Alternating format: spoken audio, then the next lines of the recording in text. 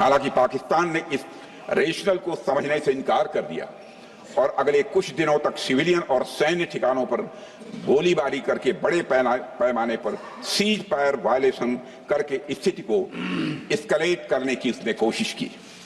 अध्यक्ष महोदय, 7-8 मई 2025 की रात को क्लियरली आइडेंटिफाइड आतंकवाद संबंधी ठिकानों पर हमारे सफल ऑपरेशन के बाद, सफल हमले के बाद पाकिस्तान ने स्थिति को एस्केलेट कर दिया और अनमैन्ड एरियल सिस्टम और अन्य साधनों का उपयोग करके भारतीय वायुसेना के बेसेस, भारतीय वायुसेना के सेंसर्स और सेना के फॉर्मेशन हेडक्वार्टर से लेकर ब्रिगेडों तक पर भी उसने हमला कर दिया।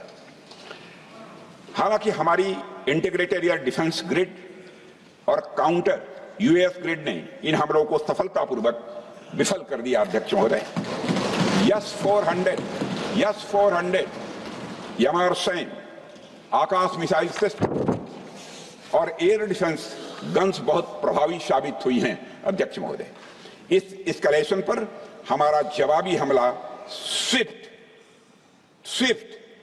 प्रोपोर्शनेट और नबातुला था। अध्यक्ष महोदय, जिसमें 8 मई 2025 को केवल चुनिंदा पाकिस्तानी एयर डिफेंस सिस्टम और सेंसर नेटवर्क को प्रिसीजन गाइडेड मिशन द्वारा म्यूनिशंस द्वारा जो है टारगेट किया गया।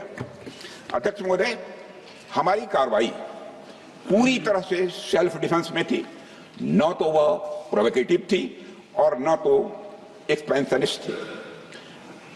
पाक द्वारा ये हमले 7 मई 25 से लगातार चले और 10 मई 2025 को रात लगभग 1:30 पर पाकिस्तान ने बड़े पैमाने पर भारत के ऊपर मिसाइल, ड्रोन, रॉकेट और अन्य लॉन्ग रेंज वेपन्स का इस्तेमाल किया।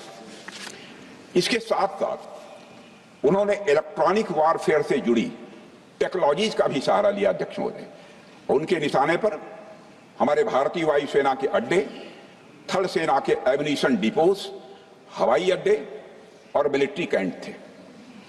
अध्यक्ष महोदय, यह कहते हुए मुझे गौरव की अनुभूति हो रही है कि हमारे air defence system, counter drone system और इलेक्ट्रॉनिक इक्विपमेंट्स ने पाकिस्तान के इस हमले को पूरी तरह से नाकाम कर दिया।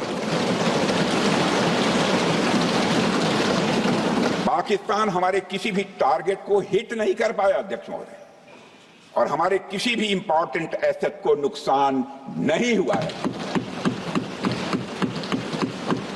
हमारी सुरक्षा व्यवस्था अध्यक्ष महोदय चाक चौबंद थी और हर हमले को हम लोग रोका गया। मैं इसके लिए भारतीय सेना के बहादुर सैनिकों की जमकर सराहना करता हूं, जिन्होंने दुश्मन के हर मंसूबे पर पानी फेर दिया। और अपने प्रतिपक्ष के मित्रों से भी कहना चाहता हूं, एक बार फिर से भारत के सेना के जवानों का कम से कम मेज थपथपाकर उनका अभिनंदन करिए। बहुत बहुत धन्यवाद। बहुत बहुत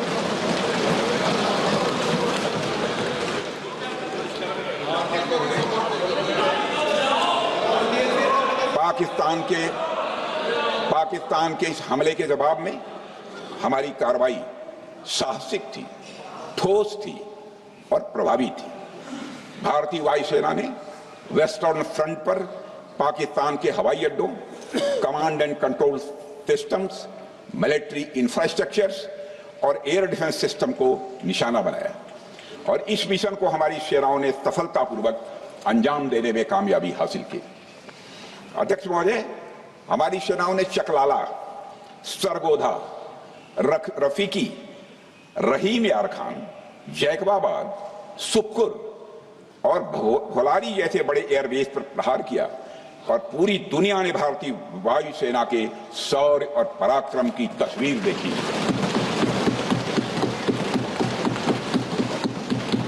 अध्यक्ष महोदय, ऑपरेशन सिंदूर ट्राई सर्विसेज कोऑर्डिनेशन का एक बेमिसाल उदाहरण था। जब भारतीय वायुसेना ने आसमान से हमले किए, हमारी थल सेना ने जमीन पर मोर्चा संभाल लिया।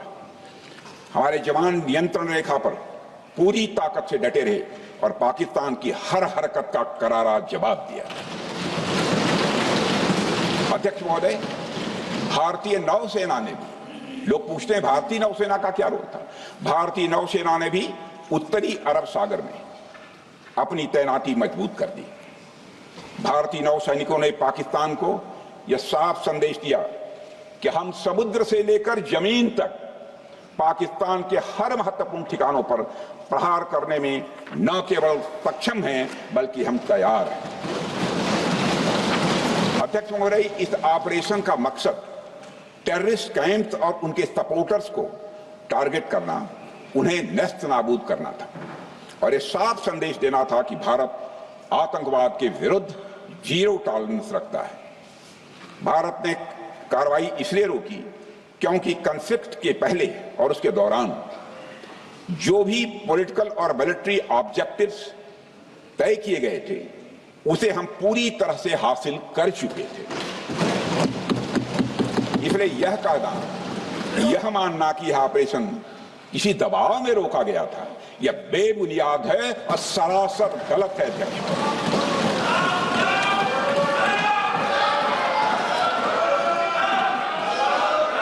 मैं सदन को फिर से आश्वस्त करना चाहता हूं, आपने राजनीतिक जीवन में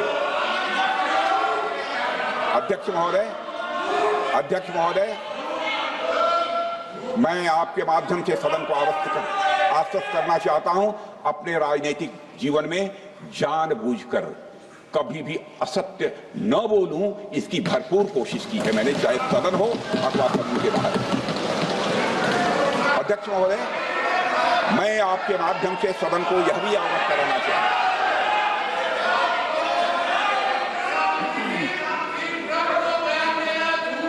प्लीज बैठिए। आप क्यों खड़े? अध्यक्ष महोदय, मैं आपके माध्यम से सदन को यह भी अवगत कराना चाहूंगा कि सीमा पार करना या वहां की टेरिटरी कैप्चर करना इस ऑपरेशन का उद्देश्य नहीं था।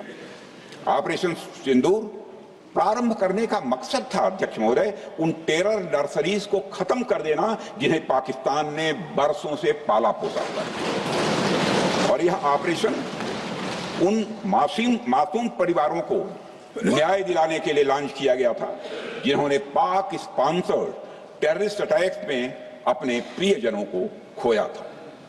हमारी सेनाओं ने सिर्फ उनको टारगेट किया जो इन आतंकियों को सपोर्ट करते हुए भारत पर हमला करने की कोशिश में लगातार शामिल थे। अध्यक्ष महोदय, ऑपरेशन सिंदूर का ओवरऑल पॉलिटिको मिलिट्री ऑब्जेक्टिव यह था कि आतंकवाद के रूप में प्रॉक्सी वार लड़ रहे पाकिस्तान को सजा दी जाए, और इसी वजह से आर्म फोर्सेस को पूरी आजादी दी गई थी कि वे अपने टारगेट खुद चुने और करारा जवाब दें।